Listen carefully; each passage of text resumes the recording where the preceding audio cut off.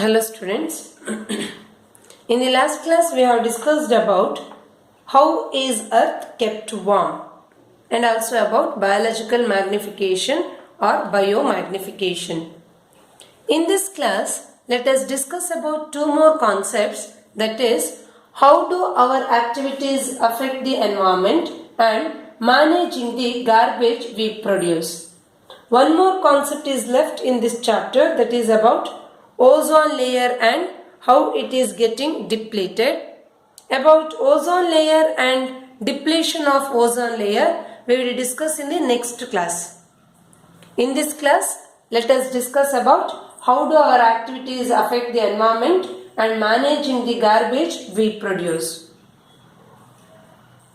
Human activities like clearing the forest areas, hunting of animals, felling of trees and formation of grazing lands, etc. affect the environment badly.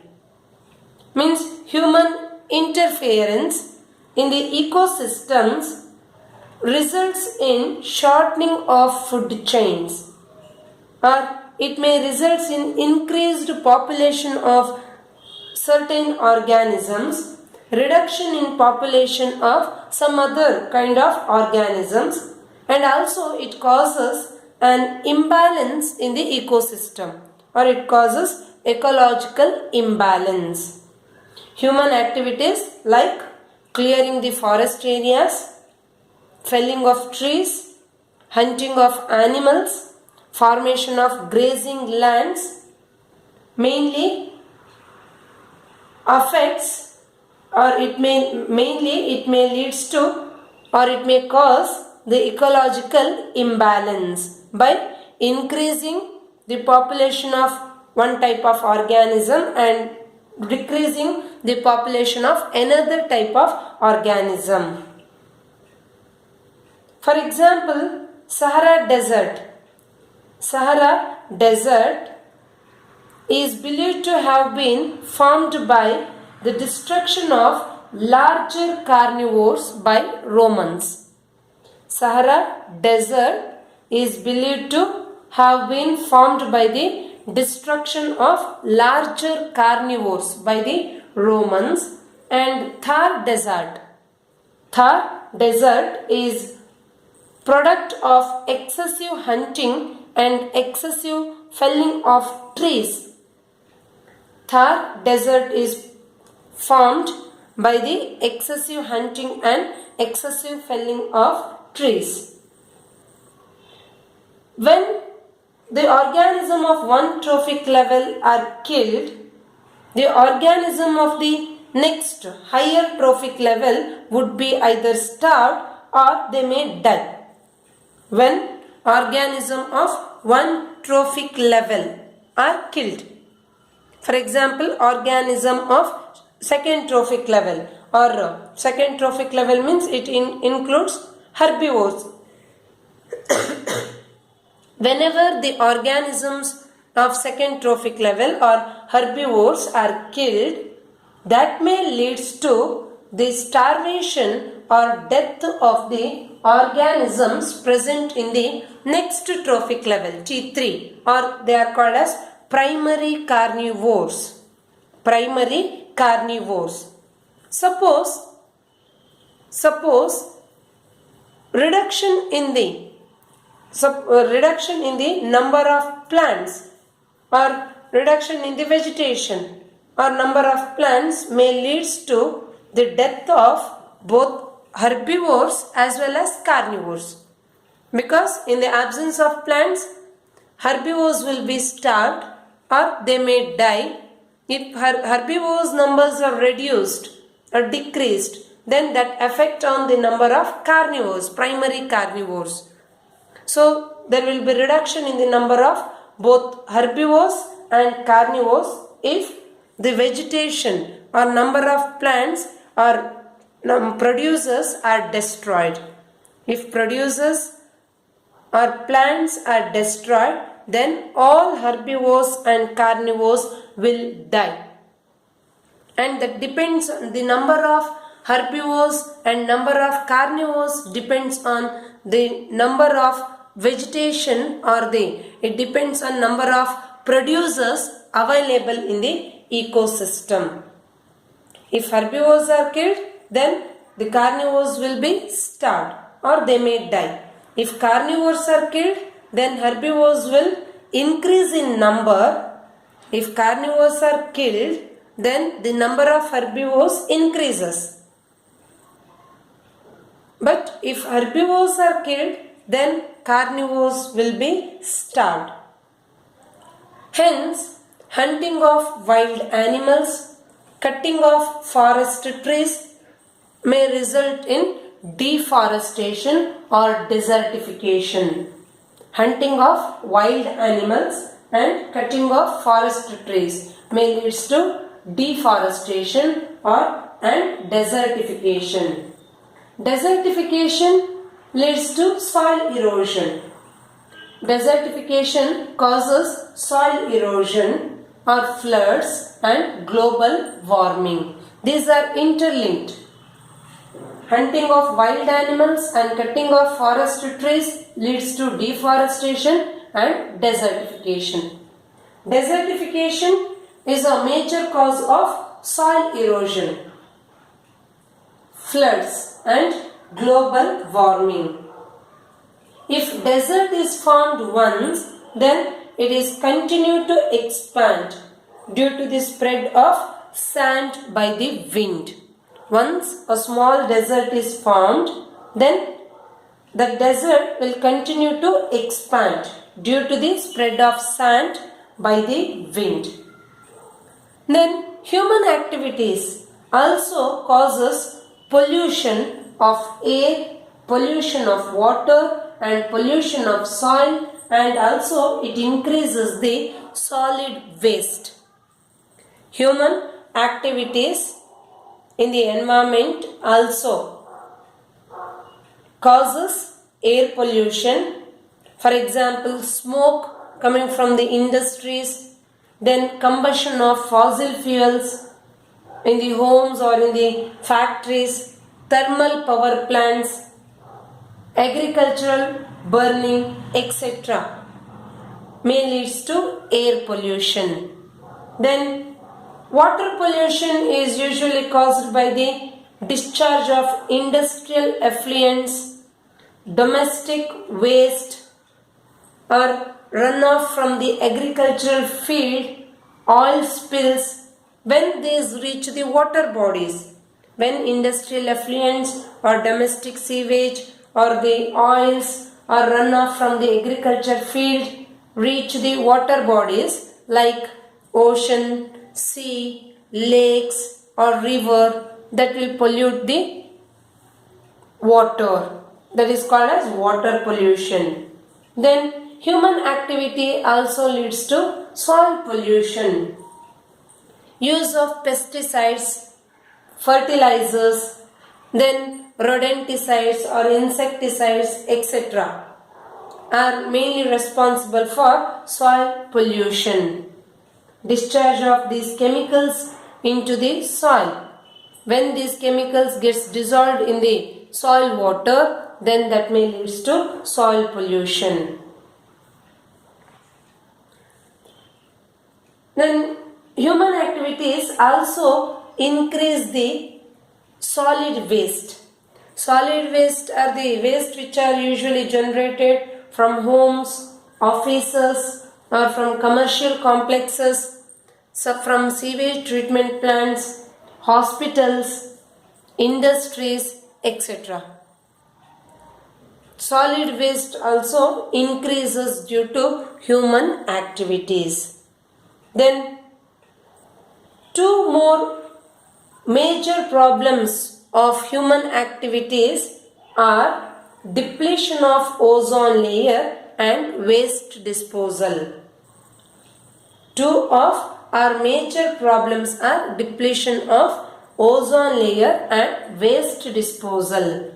Means human activities also leads to depletion of ozone layer and also it affects on waste disposal. Now let us discuss about managing the garbage we produce.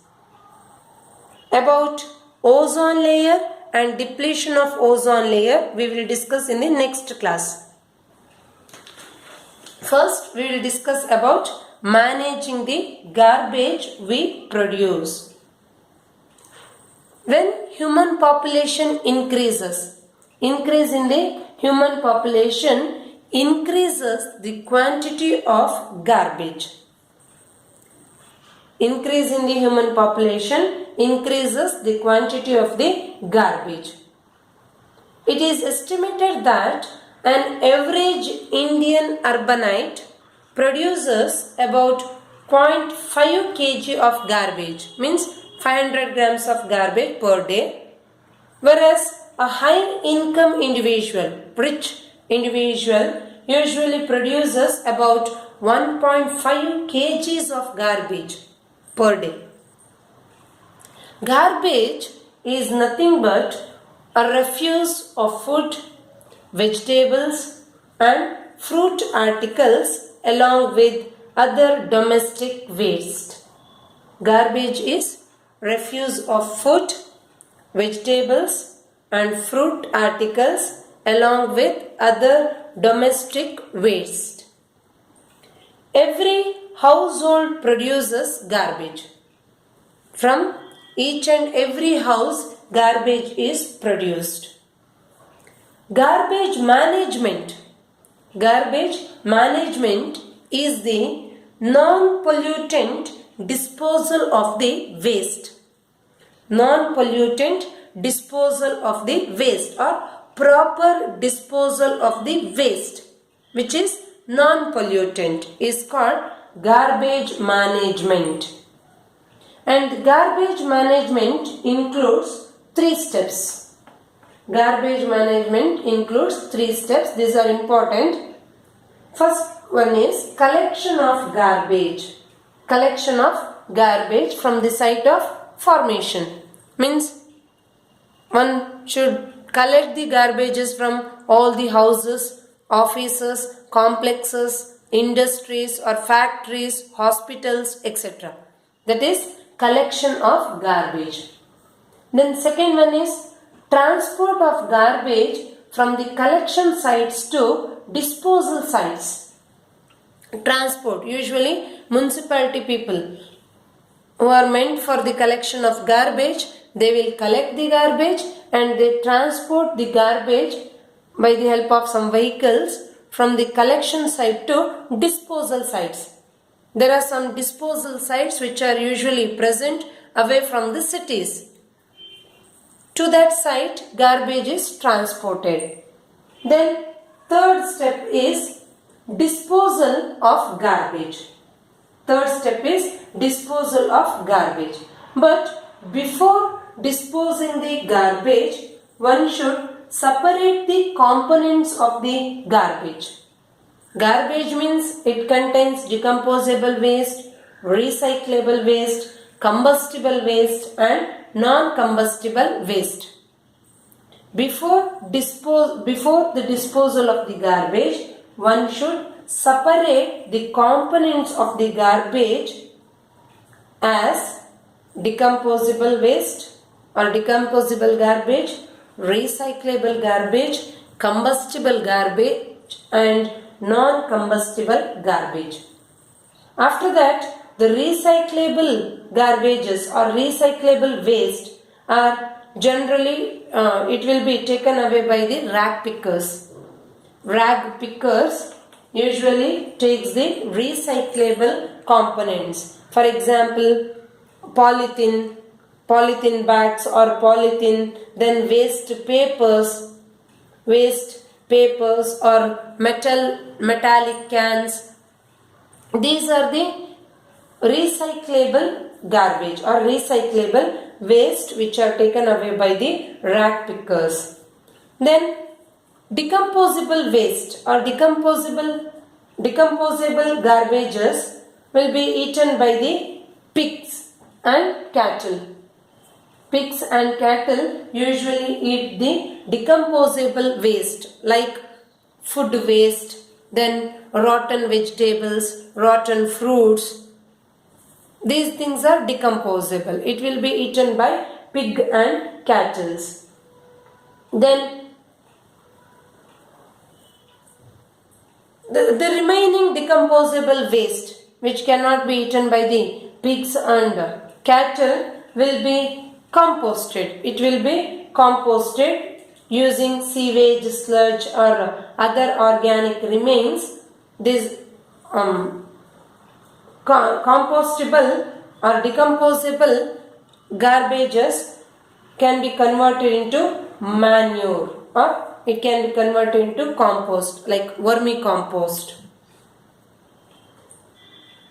After that, the combustible garbages or combustible component of the garbage is disposed of through burning, incineration, etc. By burning and incineration, combustible components or combustible garbages are managed. Then non-combustible waste or non-combustible component of the garbage is used in landfill. It is used in landfill. See, these are some of the ways of garbage management. First one is pig and cattle feeding. Some decomposable waste of the garbage will be eaten by pigs or cattle. That will clean the areas also. Then rag picking. Usually rag pickers collect the polythene, plastic articles, glass materials, cans, papers, metal items, e-waste, etc. Then they'll use such waste after recycling. Then third one is recycling. Here recycling means waste papers which are used in order to produce new papers. Then metal waste are melted in order to produce fresh metal. Then polythene bag can be recycled. Waste plastics are used for producing petrochemicals. From the waste plastics we can produce petrochemicals. Then composting. Composting means producing the manure or compost using the garbage and sewage, sludge and organic remains. Biogas and manure. By using the solid waste, solid garbages, one can produce the biogas. By maintaining anaerobic condition, one can produce biogas as well as manure. Manure is rich in nutrients and that manure is used to grow the crops or to grow the plants. Then burning. Burning means here some solid combustible waste are burnt, but burning of the solid combustible waste may leads to air pollution to some extent. This is about management of garbage we produce and about how do our activities affect the environment. About ozone layer and ozone depletion we will discuss in the next class. That is the last concept of this chapter. Thank you.